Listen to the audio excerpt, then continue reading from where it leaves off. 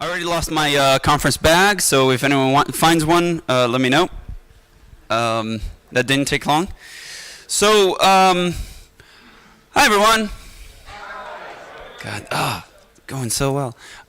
So I'm here to talk about Perl 5 specifically, and I'm going to try to cover some of the past, maybe some of the future. So yeah, there is no Q&A on this, so if anyone wants to shout out a question, don't. I also likely do not know the answer. Don't try me. I will fail. So, I actually want to start with the time for the Perl 5 quiz. So, I came up with a few questions. Let's see how everyone fares.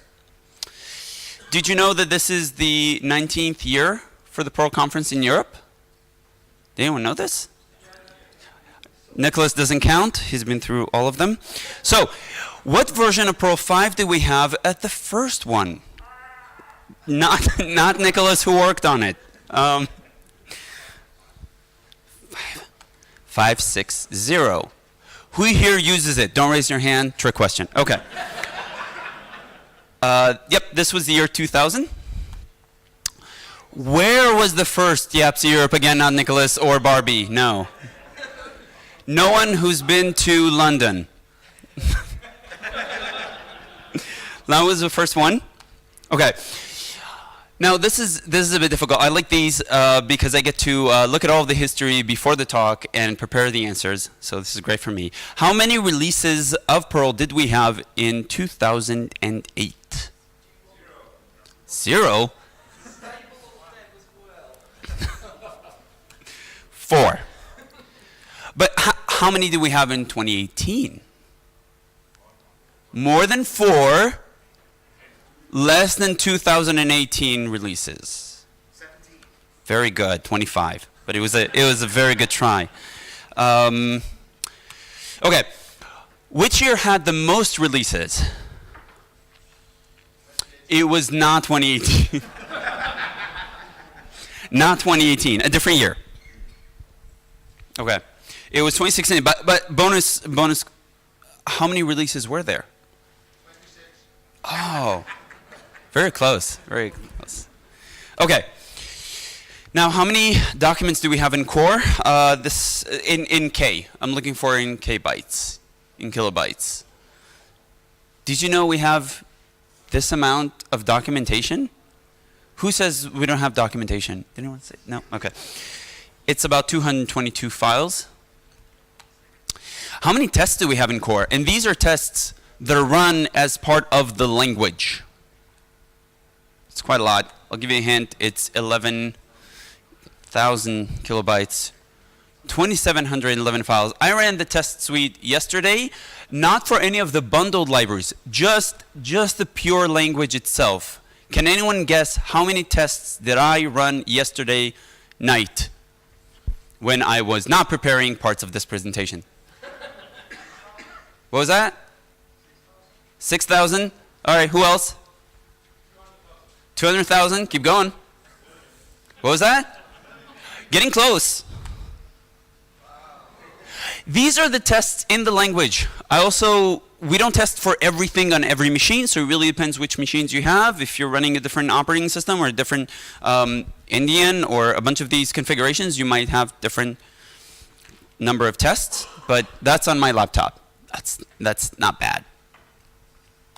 All right, so I want to start going over the previous Perl versions. We'll start with 560 because that was the Perl version that we had when we started these conferences. And I say we even though I was not here.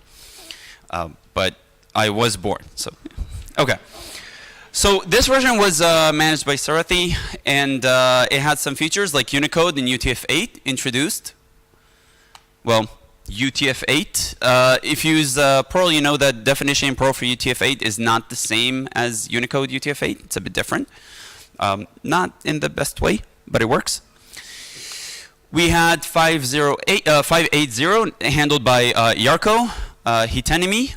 If you don't know how to pronounce his name, it is on his website. He has an audio file of him just saying it because people have been trying and failed, including me. And Nicholas Clark, who's here, but wishes I did not mention that.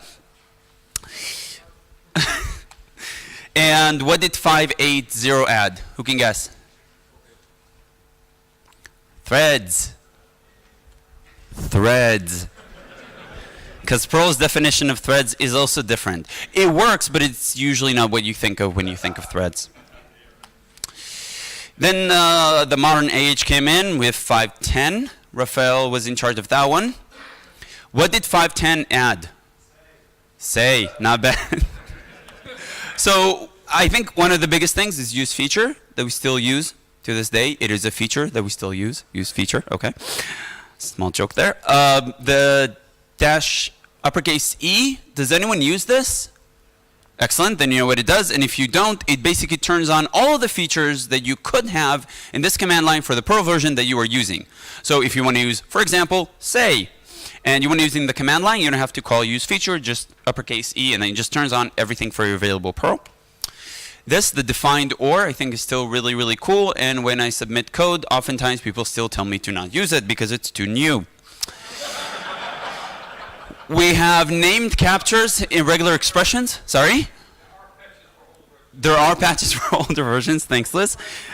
Named captures were introduced in regex, which is still one of my favorite features because, you know, I think a lot of the features in Perl, if you look back on it, for a language that's unreadable, it puts way more effort than other languages on how to make things more readable. So named captures is one example where you could just capture things in regex and give them a name so it's actually readable and usable. State variables, which I don't think I've ever used. Unicode 5. And these two variables, does anyone know what they do? My talk is basically a bunch of questions because I don't know the answer, so I'm hoping maybe someone. But who knows what these are? Nicholas, again, you're out. I'm sorry, man. You can't. You're lucky you're in the room. That's all I can tell you. Okay. Okay. So one has to do with format of printed numbers, and the other one has to do with enabling multi-line matching. I'll let you guess which one is which. Okay. 5.10.1. Sorry? There was actually one feature I thought you missed. Yes, please. That one also changed the use of uninitialized value to use of uninitialized variable and actually name the variables in about 90% of cases. Yeah. Naming variables in warnings, I think, is still one of the better things to do.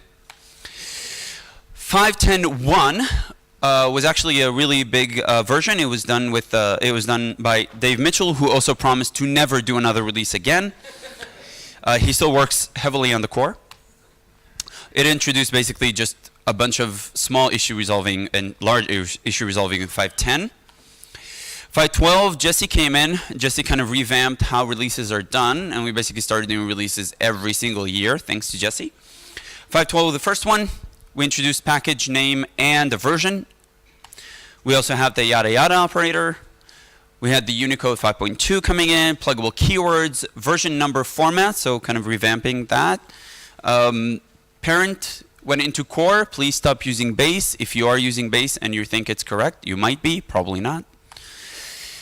Use feature Unicode strings, which most people still don't know about, but you should be using if you use Unicode. It is very, very good. It basically turns on Unicode awareness for operators. It's very, very good. 5.14, still Jesse. We had Unicode 6, which introduced the Unicode abbreviations. Search and replace with a return of the value. I love this so much. It's a simple idea. It's one additional letter. It even kind of makes sense, you know, R, return. And still, patches of mine go reviewed as too new. A lot of bitterness here. The block package syntax, so now you can write the package and then you can print it in a block. So now you can do something that you shouldn't be doing anyway, which is include multiple packages in one file. So don't do that. Custom operators, which if you're using refutil, it's a thing that I wrote with a bunch of much smarter people than I, heavily uses custom operators. So this is, I think this is a great feature that a lot of languages don't have, a lot of people don't understand. Perl has a compilation phase. People usually think of it as an interpret language, you know, it reads, it processes, and that's it. But Perl actually reads everything, compiles it first, creates this tree of operations called the op tree, surprising. It's similar to an abstract syntax tree, an AST in other languages. And then it starts walking the operators. Now, when it walks the operators, it could also do optimizations before it starts walking them. So it could remove some operators and all that stuff. The custom operators allow you to add operators that the language does not know about, that it has not written. For example, an if condition is an operator. An addition is an operator. All these are ops. You could create your own operator as part of the tree, which is intense to say the least because you also partially define it in Perl. So it's pretty crazy. And then it gets compiled in. It's really, really cool. So if you ever used refutil, the module, it has a bunch of functions. And if you actually try to look at what the language does with it, if you're using a new enough version of it, you will show you an op for the derif stuff. Then Rick came in. Rick is probably the most known pumpkin. He did a bunch of versions. He also does the best Batman impression. He started 5.16, which had the underscores, sub-underscores, one of my favorite features. So this is a good example that I give. You could do this with a regular function in Perl with a forward declaration, but most people won't. So if I have a callback, and the callback needs to recursively call itself. If this is a callback, then it's saved in a variable, which means that I have to close over the variable, which means a what? A closure, which means leak. Who threw that out? Very good. It's a memory leak, because you shouldn't be closing over yourself. Unless you weaken, which means when I close over myself, don't count this as another reference, so don't leak this. Except you can't do this until it actually has a reference and a value, so you have to define it in order to weaken it, in order to close over it, which is kind of weird. Or you could use this thing. And if you use this thing, it basically says the subroutine that I'm currently in. Pretty simple, very useful. Unicode 6.1, Unicode and symbol names, fold case. Does anyone use fold case? Very good. I'm going to cover it for everyone else. So, if you want to compare these two, you're going to lowercase one compared to the lowercase of the other one. This does not work on Unicode. So no. Okay. We could do the opposite. Maybe the opposite will work. We uppercase both. Also does not work. The right answer is actually to use a regular expression, because the regular expression engine in Perl is Unicode aware. So it works. But we have to be very careful. So first, we quote it. So the \q says quote, as in do not allow any regex characters in here. This is a literal string that I want to use in my regular expression. So if there's, let's say, a \s as part of the string itself, it won't think of it as a space character. And then the \e says end the quoting here. So far so good? Okay. Then we need to start and end the string to say just this thing, not containing this, just this. We have the beginning anchor, which is the caret. Not carrot, the thing you eat, but carrot. I got that wrong originally. I thought it was a carrot. That was not right. And then the dollar. How many people know the dollar to complement the caret? We're all wrong. It doesn't actually complement it. The correct complement to it is the \lowercase z. There is also a \uppercase a and a \uppercase z and the dollar and, well, fun. And of course, at the end of it, the key part is the I that says case insensitive. So I want to compare it to case insensitive. That will work just fine. Or fold case. So just fold it, Unicode aware. Pretty cool. All right, 5.18, also Rick. Experimental warnings. Hash randomization. Hash randomization annoyed a lot of people. Basically, Eve Orton found a security issue with not just Perl, but he fixed it in Perl, where if the hash is the same each time, then it is actually an attack vector. So instead, when Perl starts, it randomizes the hash order, and then the same keys and values in the hash will have a different order, which for a lot of people failed because we are used to just throwing the hash into a test and assuming it is always the same order, which does not work, especially given Perl changes the hashing functions, so they might give a different order anyway between versions. This broke a lot of CPAN. The conclusion is if you're depending on the order of a hash key or the values of the hash, what do? You sort them. Okay? Can we all remember this? Good. We added Unicode 6.2. Regular expression set operations. How many people use those? One brave soul. Good job. Okay. Let me show you what those are. How many people know what they are? It might be easier. Okay, almost no one. Good. Okay. This is the right audience. All right. So, what this does is say, I would like a digit that is either Laotian or Thai. It basically uses mathematic set operations in order to define a set. So, get me both the Thai and the Laotian scripts, and then I only want the digits of either one of them. This is much harder to write without it, right? Because if you're using \d, that means any digit. That could include Arabic, that could include Roman, maybe, I don't know. This is another good example I like. Take all of the word characters, except the lowercase. Don't use those. Really cool. You can do a bunch of these. So we added that. We added lexical subroutines. I'm just going to skip over lexical subroutines. Computed labels. So now, how many people use labels in loops and in different operations? They're kind of useful. Do you know that you can write code for these labels? Make them into code? That could work too. Why not? QW without parens. So some people used to use QW, but not actually surround them with parentheses. So that used to work with some kind of hack. We removed that one. So now you just have to use QW properly. Then 520 came around. 520 had experimental signatures. Who's using signatures? Now I'm raising my hand, not just in Solidarity. I actually also use signatures for most of my new code. I like it.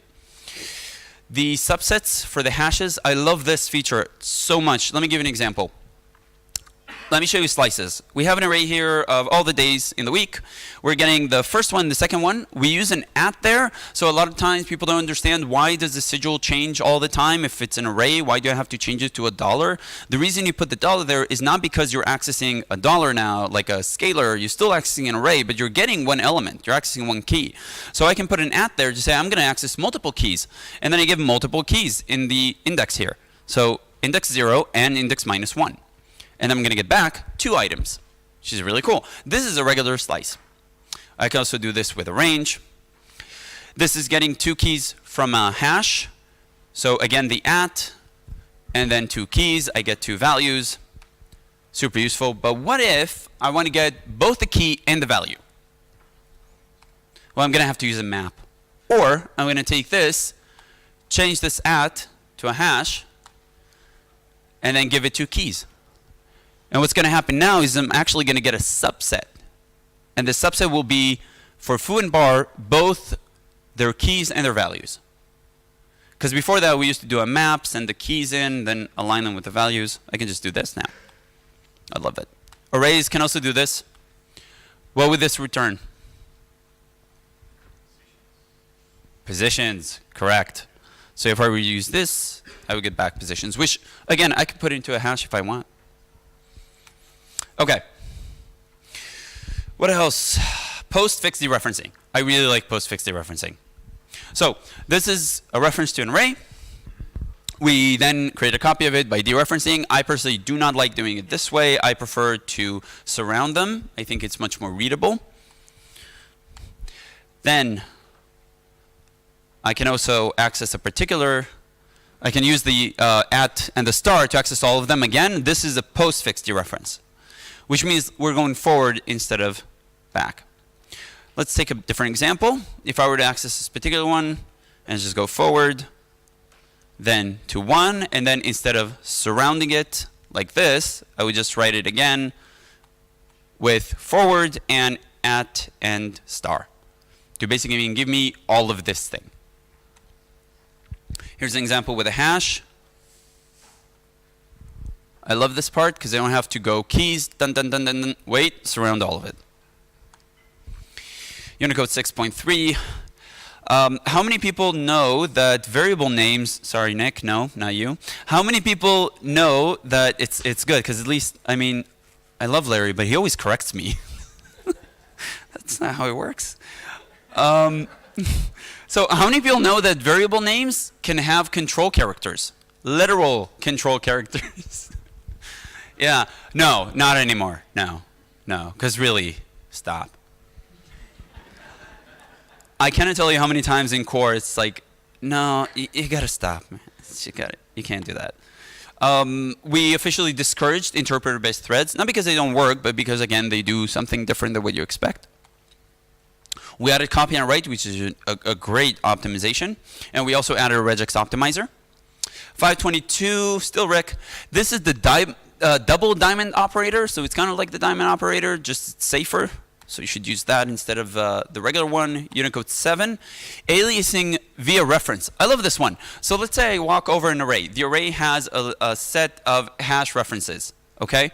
And what I would usually do is go over the array for each hash reference. Then I would dereference the hash reference in order to get the values inside. But what I can do is this thing, where I have a hash that represents the hash inside that the reference points to in the array. It just cuts straight through it. And if I change that hash, this is the thing I like the most. If I change the hash, it does change the hash inside that array. So it goes directly through. It creates another variable that actually goes to the same memory position. We removed CGI from core. I think one of my first talks was CGI PM must die. So done. It is. If you left CGI-PM, it is on CPAN, and Lee Johnson is taking really good care of it. So thank you, Lee, who's, I think, trying to stop. 524 came out, still Rick. Did so many versions. Unicode 8. Unicode 8 was really big. I want to pause and talk about it. I don't know how much time I have. I'm either going to be way behind or the opposite. So Unicode 8. Let's say we turn on all of the character names, and we start with a 0 with joiner. We have a heavy black heart with a variation selector 16. What is the variation selector 16? Does anyone know what that is? It is red. Very good. So this concatenation creates an emoji of a red heart. Then we take a woman character, we take a kiss mark, and with we're going to print to terminals telling it that we're using UTF-8. And we're going to print all of these together, joining them with the 0 with joiner. My terminal is not as up-to-date as Perl, so it cannot actually print this emoji. But it will generate an actual emoji, one single character composed out of all of these. Or one single, is the terminology one single grapheme? Yes. So, that's pretty cool. All right. It also introduced the diversity system, which I really like. The skin tone that you could use, the Fitzpatrick scale, so you can actually represent people as more than just a caricature, a comics kind of Simpson colors. We also have the auto deref feature was removed. Who is using auto deref? Wow, this is a great audience, except for you, Dave. You're not a great audience. Okay, we removed the lexical topical variable, multi-deref op. I love this. This is an optimization you don't see, but it's real. I'm going to explain this briefly because I like it so much. So, does anyone know what I'm referring to here? A poem. There's a fleck on a speck on the tail of the frog, on the top of the branch, on the log, in the hole in the bottom of the sea. This is what Perl will do. These are the operators that I was talking about. So you can see an operator for entering, for a hash element, for a referencing and a dereferencing and all those things. And I'm going to cut out everything that you don't actually care about in this program. There we go. Focus on the important stuff. And what it's actually doing, it has to continuously dereference because it has to continuously go to the next element, which makes sense. This is what it needs to do, and a lot of these. But in new versions of Perl, it actually goes, you know what? No. I'm going to do this instead. Let me cut out the things that don't matter. This is what it is. It's a single op that does all of it at once, which, as you might imagine, it is faster.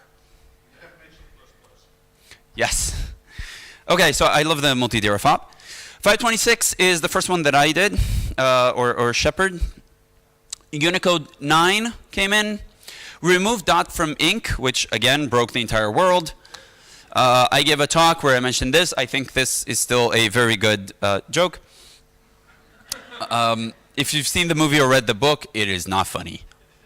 It is not funny at all. And ink was also not funny at all. But we had to remove it for security purposes. Indented here docs. I love this. This is one of those things that why did we not have this before? And the reason is that we always thought this would be very, very difficult to achieve. And then Matthew Horsfall sent a patch saying, I think I did it. I don't see a problem. Can anyone spot one? And it was like, no. He just did it. Okay, so we now have this. Let me show you what I mean by this. So let's say you have this. This is a common pattern that I have for a command line. It's like a help or exit. I have a message. If I got a message, I will print it as an error. Maybe to stare an error would be better. And then I want to print help. And it's like a big chunk of text, so I'm going to use a here doc. Always quote your here docs. Thank you. And now I'm going to put this. And this is a problem. It would make sense to write it this way, but then people will see it with a space. So I'm gonna move it back, but now it's kind of weird. Then I have the end help, but see the problem is the quoting. It cares if there are spaces or not, so it's not gonna work because it's not expecting any spaces until it hits end help. And the way I wrote end help, there was a bunch of spaces before, so I need to move that back. But if I take the here doc and I add this small thing, this tiny tilde, it kind of gives it a twist. So it's a here doc with a twist. And if I use this together, I can just move all of it forward. It's small things like that, you know? Code readability. It matters. Okay. The XX. Has anyone used this? You should. Let me tell you why. So we have this. And if we're using Perl, we already know, you know what, use the X operator so you could expand it, add some spaces, make it more readable, right? There we go. And let's make this more readable. Here we go, much better. Right, fantastic, it's great. It's great. Well, the problem is that when you have a character class, which is those square brackets, you cannot have spaces between them because then you're saying a space character, right? Unless you put two X's. And suddenly it says, you know what? Expand it. If you want a space character, just do a \s. It's fine. So now we can see that this is D to E, G to I, and 3 to 7. We can also expand this one below. Yeah, it was very impactful. You can see it was the projector was shocked. So you can see that. It's really good. Really cool. Again, for a very unreadable language, we really sure put an effort to add in features that others have not yet added. These variables, I'm not going to go over them too much. This whole thing where you can create an alias very quickly and easily. 528 came out, Unicode 10, Unicode script runs, subroutine attributes. We changed the signature order between the attributes and the signatures. Subroutine signatures, who's using them again? Who is not using them? Come on, it's okay. We're among friends. No one's taking names. Sorry? There are modules that do it for us, but I like this more. So, if we have an empty one, it means none. This function does not accept anything. And it will tell you this. But I can give them names. No mine necessary here. And I can also put in a placeholder that says, I'm going to have something, but you know, I'm not going to use it. I actually use this often. I have a specific thing that I wrote at work, and it has positional arguments, and the first two arguments are reserved. They're always there in case you need it. They're necessary, but you don't always use them. So when I don't, I just put $. Although you could name them if you want to be more readable. You can also put defaults. You can also use a variable outside. That works too. And assign to it. And in this case, we're also incrementing it. Why not? Here, we're using a variable that is defined within the signature itself. That works too. This is kind of cool. This would basically give a default. So if you didn't give one, it will use the first name as the nickname. This is where we just use an @ to say, and you know, other stuff. We're not going to count how many. We can use a hash as well. It all works. It's really nice. So this, yeah. So this, I don't remember where I took this example from, but I really like this. This is really Perl. All right. One of the things that we hit when we created the indented here doc was that apparently there was a thing to use a bare here doc terminator, which means you did not actually provide the terminator for the here doc.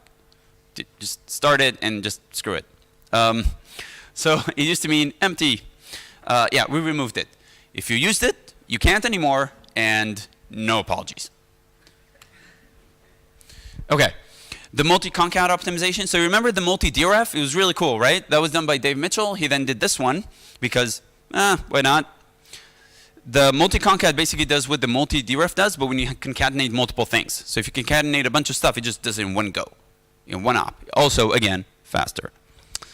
And use vars was removed. Was anyone using use vars? Gone, don't care.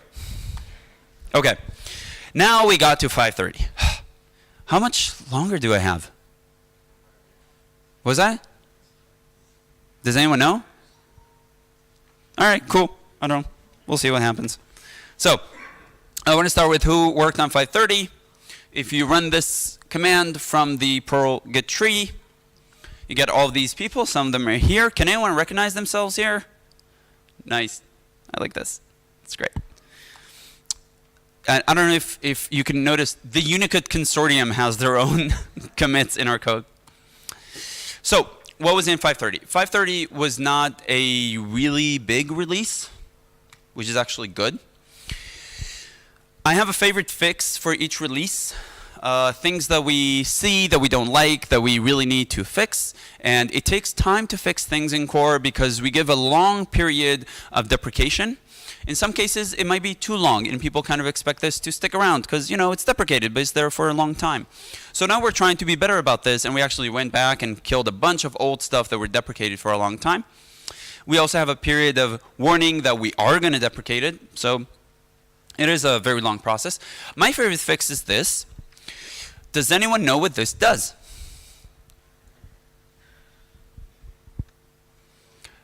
Let me tell you. If you do a sort with a subroutine name within an eval of an expression, when the expression was a UTF-8 upgraded, it might panic if the subname is not ASCII. This was a specific thing. Now we fixed it. So, you might be thinking, how did someone get that? What were they doing? Well, this wasn't a real person who just sat down and wrote this code, although with Perl I would not be surprised. This was found using fuzzing. Fuzzing is a really interesting technique of basically walking through a ton of what the syntax does and trying to trigger small things in it by kind of playing with the knobs and kind of like, oh, maybe I'll do this, and maybe I'll throw this, and maybe I'll have like a 1,000 character variable name and see what happens then. And maybe the value is going to have all of these weird Unicode stuff and see what happens there. So we do all of that. And this is done automatically by fuzzing. You have to run it, you have to play with it, you have to get some instinct there. And a lot of the tickets that we have in Perl actually come out from fuzzing. There are several people who do a lot of fuzzing, Brian Carpenter and Sergey Leinikov, and these people do a lot of effort in just playing with these machines for a very long period of time, trying to trigger these really weird, interesting edge cases. So that was one of them. And we did a few features. So yeah, we had Unicode 10 in 528, and we jumped to 12.1 within 1 year. So I want to explain this. So we did do Unicode 11, by the way, we did. So we started with Unicode 11. That was in July 20th, 2018. We already had Unicode 11. That was simple. Unicode is done by Carl Williamson. And then in March, Unicode 12 came out. And we're like, well, we could probably put it in. We usually are a bit behind that because Unicode comes out either after we do a release or when we already freeze everything, because we have a long period of a year for doing a release. Every month we put out a development version. If you've ever wondered what the even numbers of Perl is, it's because all of the odd numbers are development versions. Every month we put out a new one. At the end of the year, which is not, you know, an exact beginning end year, but at the end of a yearly cycle, we basically take all of that, we create a stable release from that. So Unicode 12 came out in March, so we added that. I don't think it came out exactly in March. In March 14th, we added it. And then 12.1 came out. We added in 2 strokes, April 2nd, and then April 19th, we sealed that one. This was because a change in Japan that actually forced to create a new subversion of Unicode. So we're like, it's a very small change, we might as well. We also added this thing, a limited variable length look behind. Who here already understands what this means? I do not expect more than, oh wow, surprising, more than me. So if you have a look behind, let's say the first line there that says, I want to do a look behind for foo. So I want to find foo, but I don't want to match foo. I want to match something next to foo that follows it. We can now do a variable length look behind to say, look there for B and A, but 1 to 9. So you could do, well, in that case, it's not B, A, 1 to 9. So it's really, really cool. So B, then a number of A's. If you do a min-max, we can now hit this. I'm not sure who hit this as a problem. Maybe you go. So now we upgrade this. If you hit a problem, let us know. We added some performance. Every year we try to push the performance of Perl 5 forward and forward. If you're using UDIF 8 to code point, this change is 12% fewer instructions, so it's definitely faster. We removed recursion in this op. Character folding and character classes are faster, which is useful because we use this all the time, at least character classes. The conversions between IV, so integer value to double, and integer stringification, because how often do you use this integer as a string? Kind of a ton of times. So it's also faster. We also removed a few things. This one.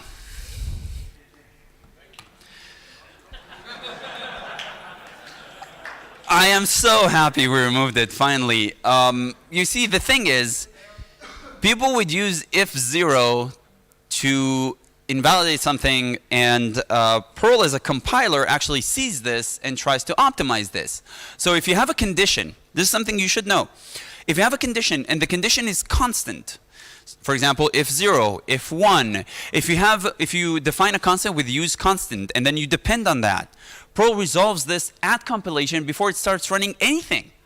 And what it could do is it could remove entire chunks of code by saying, well, when I compile this, it compares to this constant variable, this constant, it's not a variable, this constant value. And this constant value is 0, so this entire if condition gone. Doesn't even compile it. You're not even hitting the condition during runtime. It just removes that entire chunk of code. Now in this case, we want to remove this entire chunk of code. But there will be X, $X somewhere. So the compiler has to say, well, I'm going to remove it, but I'm still going to have to know that that exists so I can compile the rest of it when I see it, even though it's going to be nothing. So it's like a really weird case between compilation and runtime. And I hate it. So, gone. Now you cannot assign non-zero value to this. If you don't know what this is, hey, good job. Perl 5.12 tried to remove it. This is how long some of these deprecation cycles are. You know, we start 8 or 9 years ago. Remove the dump. You can use core dump, that will work. File glob glob, gone. I suggest using BSD glob, better, safer. This is also a favorite of mine. Delimiters, using QW, Q, QQ, all these really nice things. They have delimiters, M for regular expressions. And the delimiters could have been a lot of stuff, including non-visible characters. There is a delimiter there. Where is it? I don't know. So you could do stuff like that. Not anymore. We try to write it a bit saner, a bit better.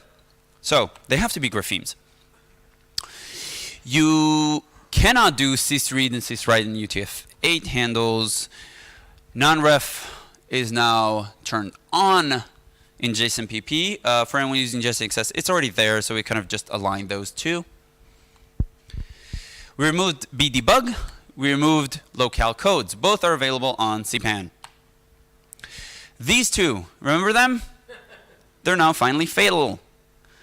This started in 5.10. You would think. Whoop. It was actually removed, officially deprecated, in version 5. Not 5 something, just 5. So this took a long time, but we got there. So future removals, hopefully remove everything. So hostname could accept arguments. Who knew? Hopefully not you, because you shouldn't be doing it. So this is going to be gone. Gone next version. Now, here's the really like the gist of my talk. This is what I wanted to talk about. Everything else was kind of just to get you ready. What I wanted to talk about is a little bit of the future. So we do have some plans. We also have some ideas. Unfortunately, they're a bit too early to share. I can say that we are working on additional features with subroutine signatures and optimizing them. The intent is to make subroutine signatures in core faster than not using them. So now you would have to use them. And you would have to tell your boss, manager, sysadmin, whoever it is, like, we have to upgrade. I have to write prettier code because it's faster. I really don't want to, but I must. But what else? So there's the question mark here I put in here because I'm not giving you a lot of content in the future, am I? Not a lot. And we also didn't have that many changes in 5.30, which is scary to some people, but I think it's not a bad thing. I think the benefit of it is really that it gives us time to reflect. It gives us time to think. We didn't rock the boat too much, which is hopefully kind of where we want to get to, right? You want to make enough changes, but then stabilize and kind of hold there. So I've been spending a lot of time reflecting on why, not why didn't we have as many changes, but where are we going, you know? I've decided on several things that I think are problematic for Perl. Syntax is the first one. These are things that are tricky. They're a challenge that we face. And we can be as positive as we want, but we would also kind of be fooling ourselves unless we deal with things that are not where we want them to be, you know? So we can't, my understanding of the world is that you cannot fix what you don't acknowledge as something you want to fix, that needs fixing, you know? We cannot address problems that you deny having. So syntax is one. Another one to me is capabilities and tooling, and eventually also quality of documentation. So I want to go over these with you and share what I think, as well as libraries, of course. So first, syntax, good parts. So it's not all bad, you know, there's just things that I think we might be able to do better. First, the good parts. The syntax of Perl is very, very, very, very, very, very flexible. A lot of the syntax that we have is kind of emergent syntax, which I really like. It's a concept that a lot of languages or developers in general don't really think about. It's something you can really see in Perl 6 as well, because they took this idea further and they really embraced it. So emergent syntax of like, we just have all of the pieces there and you just combine it in whatever way you combine it, and suddenly that's part of the language. You know, the idioms are created by having all of the words there, just like a spoken language, you know, it's like Lego pieces. So I love that. We don't really have typing, no. We have container types. So we don't really have an integer, but we have a scalar, you know? And I like that, it's kind of cool. When you think of variables as containers, a lot of things in the language suddenly make sense.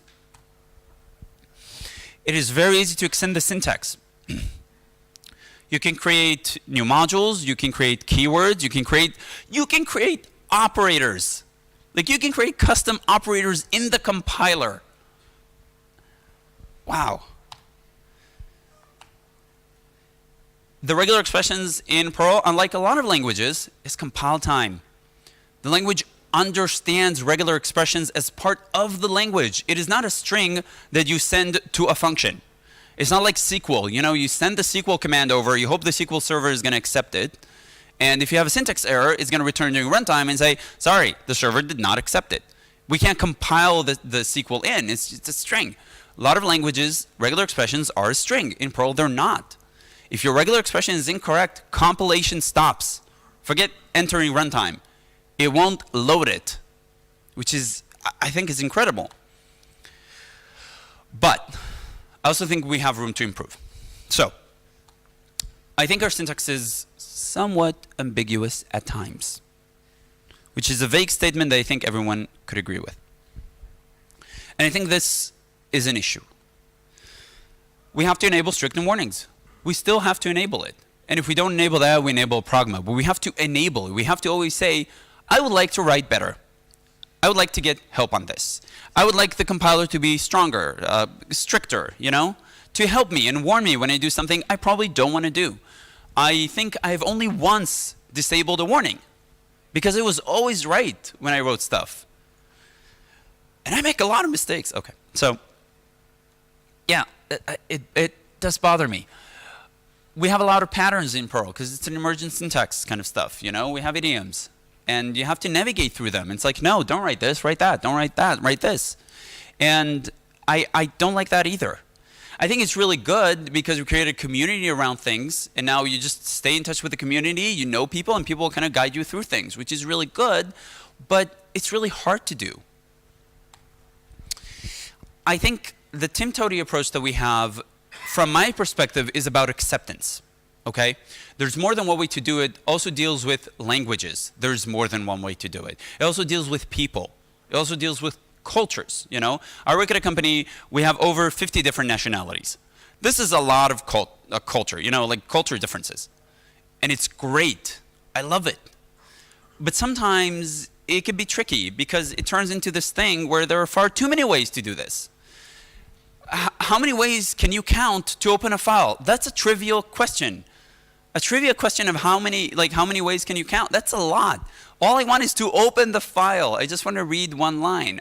Why are there so many ways to do this? And usually it's because there are different optimizations, things you care about. But in almost 90% of the cases, I don't care about them. It is not easy to learn Perl. It's a steep curve. We know this. But I think what we forget is that it is even harder to teach it. To me, that's the worst part. Perl 5, Perl 6, I think to succeed, they have to be easy to teach. Not easy to learn, easy to teach. And our errors are very technical as well. If you have an error in Perl 5, Perl 6 did way better with this from the get-go. But for Perl 5, when you have an error, you need to understand what that means. Like, it will tell you stuff about scoping and about packaging and about like a bunch of stuff. And if you don't know the language, you have no idea what that means. Once you know the language, it's like, oh, it tells me exactly where the error is, but only if I know it. When it comes to capabilities, so we have procedural. We have sort of like object-oriented, very C-like object-oriented, but it works. It works for C. We have some async capabilities, pretty strong. We have the best Unicode support, hands down. Perl 5, Perl 6, best, down. Like, nothing comes close. Superb regular expression support. There's a reason why Perl 5 and Perl 6 are at the forefront. That's because they create, really, the definitions for regular expressions. There's a reason why almost every single other language uses PCRE, the Perl-compatible regular expressions. It's because this library implements Perl regular expressions. And they go, okay, we need that. And that's not to trash other languages. It is just to show you how important it is, our contribution to this realm. And it is fairly fast. It really is. And magic, even though we hate the concept of magic, it's actually pretty cool. JavaScript is trying to add observables. And observables, let me tell you, there are like these variables that if you touch them, it could trigger code. And I remember someone telling me this, and I'm like, so like magic? And they're like, what do you mean? I'm like, it's a thing we have for like 20-something years. We don't like it. And he's like, oh, that's a great idea. We're adding it. I'm like, I don't know, man. One of the horrible things when you're like an older language is that you see all of the failures in others that you have done already yourself, and you're like, oh, they're doing no. And I think Java has a lot of this, where Java looks from the side and like, oh, we did, no, no, mm-mm. And Perl has a lot of this. But Magic's actually pretty cool. You can do a lot of really, really useful, strong things with Magic. But there are some bad parts. Threading is possible-ish if you know exactly what you're doing. And I've worked with a lot of developers now from a lot of different languages. And usually when they jump at threading, they don't usually know what threading fully is. When I ask them, so are you doing interpret threads? Are you doing OS threads? Or is it like green threads? Is this like a single process? Like, what are you doing? And they go, I don't know. And it's fine. A lot of our development is like, I don't know. You know, it gives me the effect that I want. Whatever. Python, they're very happy about it, but it's a single big lock for the entire interpreter. Doesn't really do that, but it works. So we do have it, but in Perl you really have to know it to use it. And we have all of it. We have coroutines, we have threading, we have like OS threads, interpreter threads, we have forking, we support all of it. Single loop, event loops, everything. It's good. But you have to know it. So that's parallelism. Either one of these, you have to have domain knowledge. The OO in Perl 5, Perl 6 upped it up a notch quite a bit, but Perl 5, it's minimal, it's C, you know? Moose is fantastic, but it's not core. And Magic makes things more difficult. Tooling, again, something Perl 6 did way better. We all have room to improve, but there's a lot to learn. So first we have PPI. PPI is amazing. I love PPI, it's fantastic. Perl Critic around it is a fantastic tool. And there are a lot of tools for this for other languages as well, but Perl Critic is so good. Perl Tidy is fantastic. You should use it to tidy all of your code. It's great. We have multiple REPLs. Not one, like, oh, there's that one. No, we have multiple. And the debugger is as capable as GDB. It's very, very, very strong. See, developers are laughing. Give me some time. You will hear my response. So yeah. While I love PPI, Perl Critic, and Perl Tidy, they have to work really, really, really hard to get their job done. The fact that developers have to work incredibly hard is tricky. Compile time level is, the compile level analysis is not available. We can't really do that, not easily at least. So if I wanted to optimize some stuff, or if I wanted to do critic based on what the compiler understood, not what I saw as text strings, but what the compiler understood as ops, I can't easily do that. We don't have good IDE support. We just don't. And while I'm not an IDE person, in any language I worked in, I've never used an IDE. I don't find them comfortable for me. But a lot of developers do, and it's a reality. And they are very, very useful, even if I don't use them. We don't have good support at all. We even created several IDEs because we don't have good support for IDEs. And none of our REPLs are really awesome. Perl 6's REPL is pretty damn cool. Perl 5 is really behind on this. So we could improve. And the debugger is as comfortable as GDB. So it is very capable. But it's not that comfortable. You know the first thing I do when I open the debugger? Help. Because I don't remember it. Although I love it. It's very good. And I think I'm personally still waiting for some proper tools for handling technical debt. For example, rewriting code. So I wish we had that. I wish we had tools for rewriting one code to the other, semantic rewriting. Okay, documentation, good parts. We have a lot of it. It is very detailed. However, we have too much of it. Some of it is outdated. I found some single arg open. I found some bare words open. Some of it is hard to comprehend. Libraries, good parts, a lot. Easy to create, automatic documentation rendering, which I love, tight integration with testing, and our testing service is fantastic. And metacpan.org, kind of binding all of those together, there is nothing that comes close to this, no matter what anyone tells you. Just try. Nothing comes close to what we do here. But if we're honest, not everything is good. Not all of our modules are high quality. Some of them are pretty low quality. XS is not an awesome API. Let me rephrase this. XS is not an API. XS is a set of internal functions that were just made public. And you can use them, but they're not an API. For what it's worth, I've looked at the Python API. It's great. It's not documented very well, but it is great. And we need more official libraries, which is kind of where I'm going here. I'll give an example, machine learning. I work now in a company that does a lot of, I work in a branch of my company that does a lot of machine learning. And it's really, really, really cool.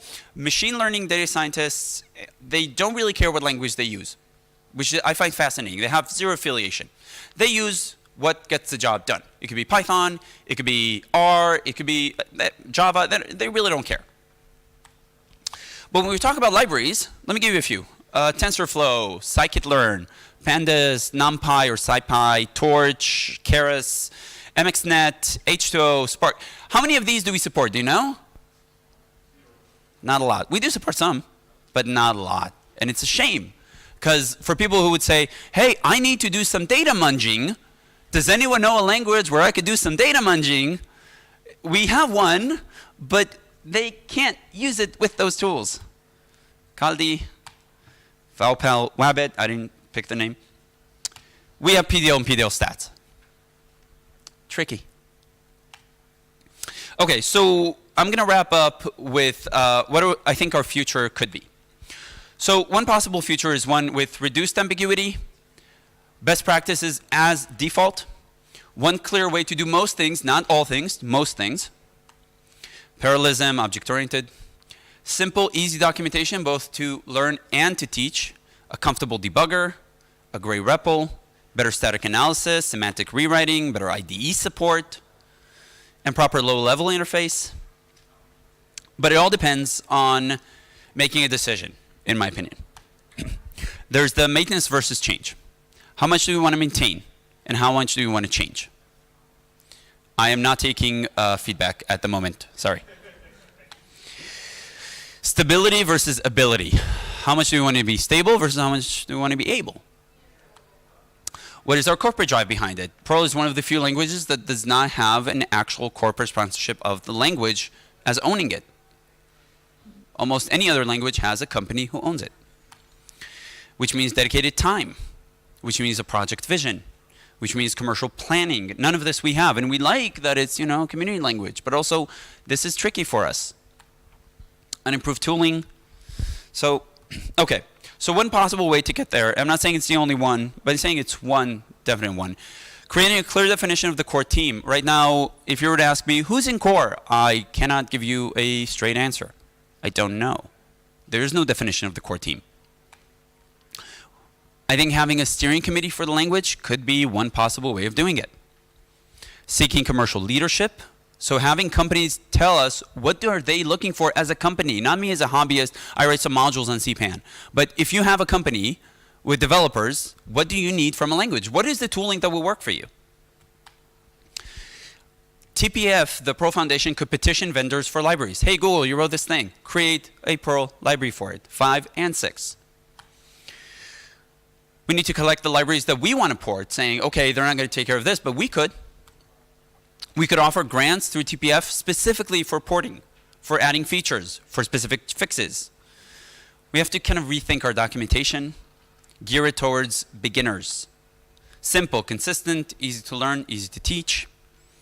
And I think this ends, and I think this is kind of what I want us all to think about. What do we want Perl 5 to be? What kind of language do we want it to be? When we steal from Perl 6, what do we steal from Perl 6?